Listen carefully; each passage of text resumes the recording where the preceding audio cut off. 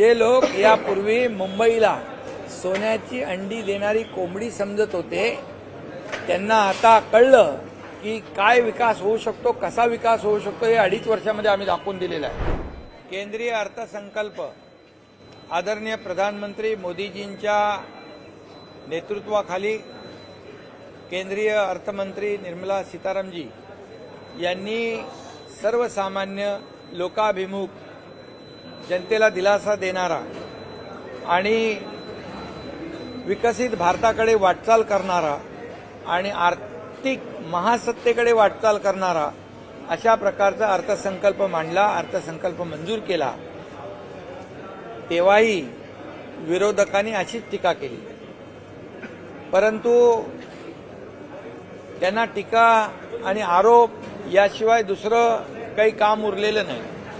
आणि म्हणून जसं केंद्राचा अर्थसंकल्प सर्वसामान्यांसाठी लोकाभिमुख आणि शाश्वत जनतेला दिलासा देणारा, मध्यमवर्गीय सर्वसामान्य कुटुंबियांना कराच्या ओझ्यातून बाहेर काढणारा, 12 लाखापर्यंतच्या उत्पन्नाला इन्कम टॅक्स फ्री करणारा, आणि मी त्याच्यामध्ये डिटेलमध्ये जात नाही, मी अगोदर बोललोय, आणि अशा अर्थसंकल्पावर देखील विरोधकांनी आरोप केला। आता मुंबई महापालिकेचा अर्थसंकल्प आज झाला। कुठली करवाढ, दरवाढ आणि भुर्दंड मुक्त अशा प्रकारचा अर्थसंकल्प आहे। कुठलाही करवाढ नाही, शुल्कवाढ नाही, दरवाढ नाही आणि कुठलाही भुर्दंड नाही, अशा प्रकारचा लोकाभिमुख सर्वसामान्य मुंबईकरांना दिलासा देणारा हा अर्थसंकल्प आहे। 74,427 कोटीचा आहे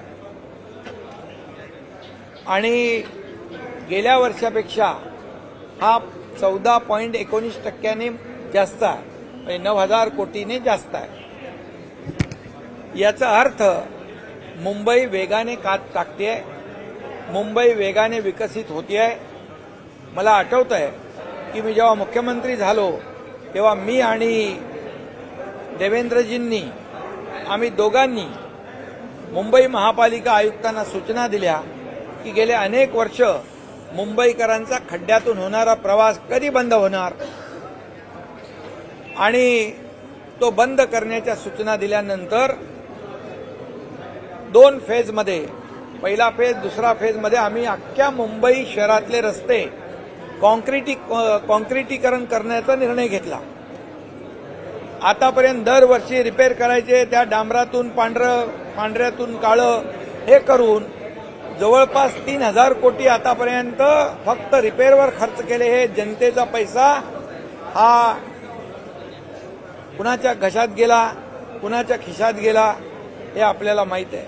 आणि म्हणून आत्ता पुढच्या दोन्ही फेज आपले सिमेंट कॉन्क्रीटच्या रस्त्यांचे सुरू आहेत।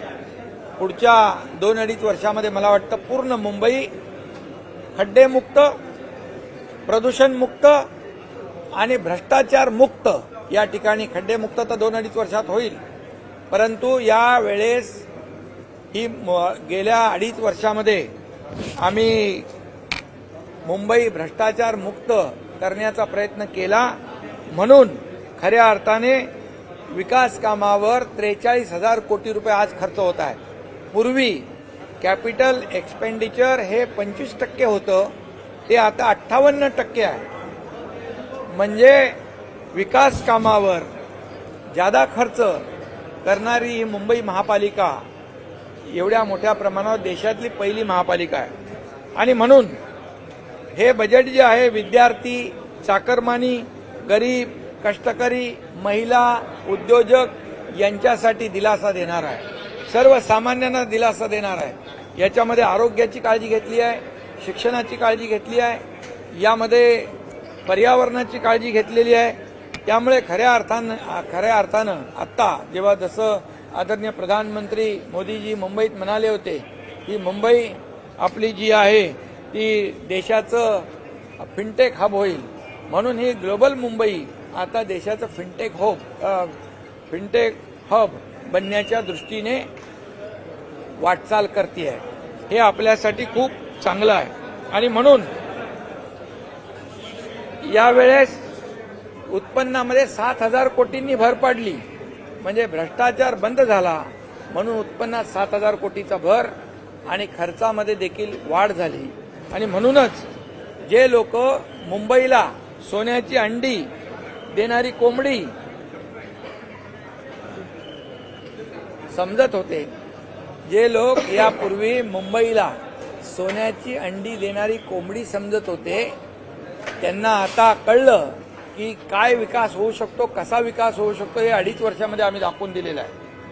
आणि म्हणून या 2.5 वर्षामध्ये तुम्ही बघा, या मुंबईचं खऱ्या अर्थाने मुंबईमध्ये रस्ते काँक्रीटचे होत आहेत, मुंबईचं ब्युटिफिकेशन होतं आहे, बाळासाहेब ठाकरे आपला दवाखाना आपण सुरू केला आहे, कोस्टल हायवे सुरू केला आहे.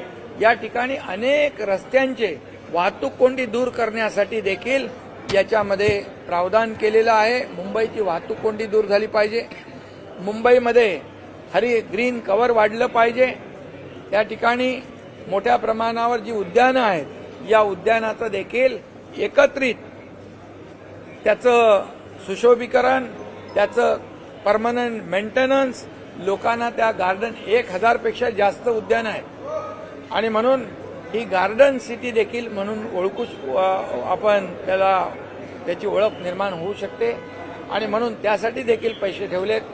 आज KM हॉस्पिटलमध्ये देखील एक रुग्णांसाठी आयुष्मान शताब्दी टॉवर आपण उभा करतोय, त्याच्यासाठी पैसे ठेवलेत.